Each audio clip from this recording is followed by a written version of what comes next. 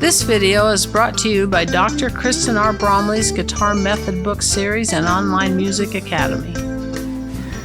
Hi, I'm Dr. Kristen Bromley. Welcome to my online academy. I love being here helping you with playing the guitar. In this quick answer episode, I am going over the E minor 7th chord. So I'll start out with an explanation of the chord, then jump into how to play the chord. If you just want to know how to play the chord, you can take a look right over to the right side of the board. Okay, so E minor 7th. This is a minor 7th chord. Let's look at what that means. This chord has the notes E, G, B, and D. These notes come right out of an E minor scale. I'm going to play the Dorian minor,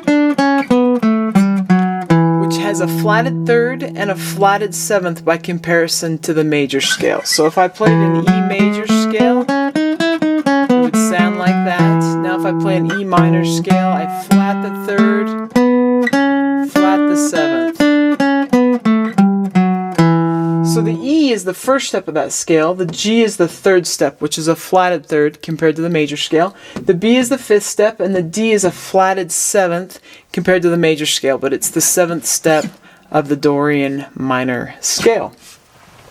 E is known as the root. It's the starting pitch of the scale, and it's the foundational pitch of the chord. Everything else is built above it.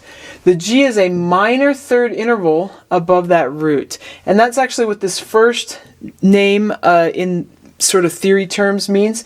Minor 7th, it means it's a minor third, so that's what makes it into a minor chord. If it was a major third, it'd be a major chord, but because it's got the flatted third, it's a minor chord. So major, minor, major, minor. So that's the third. Then the 5th is a perfect 5th. The other defining aspect of this chord, though, is that the D is a minor 7th interval. That's what the other minor means in our term minor 7th. It means we have the minor 7th instead of a major 7th. So a major 7th versus the minor 7th. So this one has the minor 7th. Defining aspect of this chord. Let's look at the chord symbol for a minor 7th. So we have the root note, the E. Then we have something telling us it's minor, like a minus sign or lowercase m. That tells us it's a minor chord. And then when we have a minor 7th, we just have the 7 added to that. So we see the number 7. If it's a major 7th, so alternatively a major 7th, there will be something in front of the 7th telling us it's major, like a triangle or a capital letter M. So we don't have that here. This is a minor 7th. Let's look at how to play this chord. So we can take these 4 pitches and place them in different ways across the guitar neck.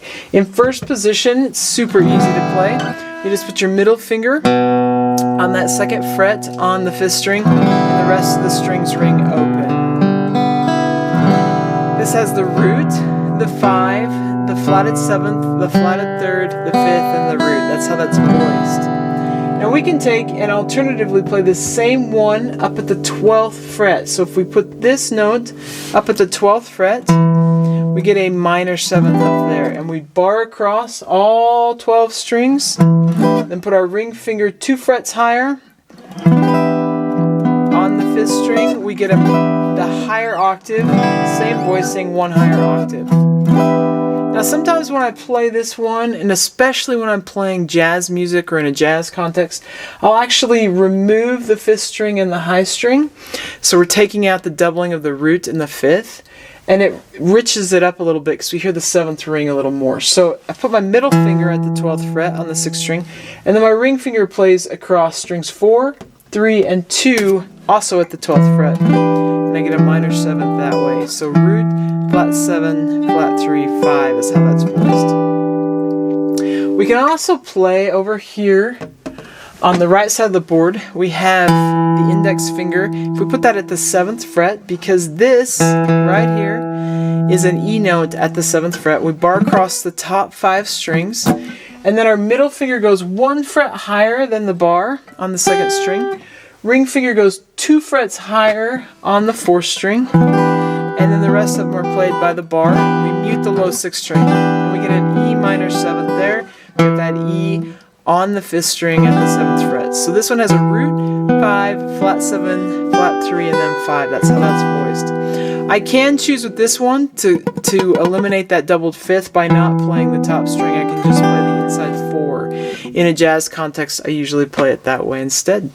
Okay, that's the joy and fun of the E minor 7 great sounding chord. Hope that helps. If you need help with other types of 7th chords or other specific voicings, there are lots of quick answer episodes answering questions in relation to these types of chords, these 7th chords. So you can check those out. Hope you're having fun with the guitar, and we'll catch you again. If you found this video helpful, please hit the like button and subscribe to the channel. For more in-depth lessons and to progress through a free guitar course, check out my Guitar 101 series on YouTube and my guitar method books, which all come with access to hours of in-depth video lessons. You can find more information about me and my products at KristenBromley.com. Take care.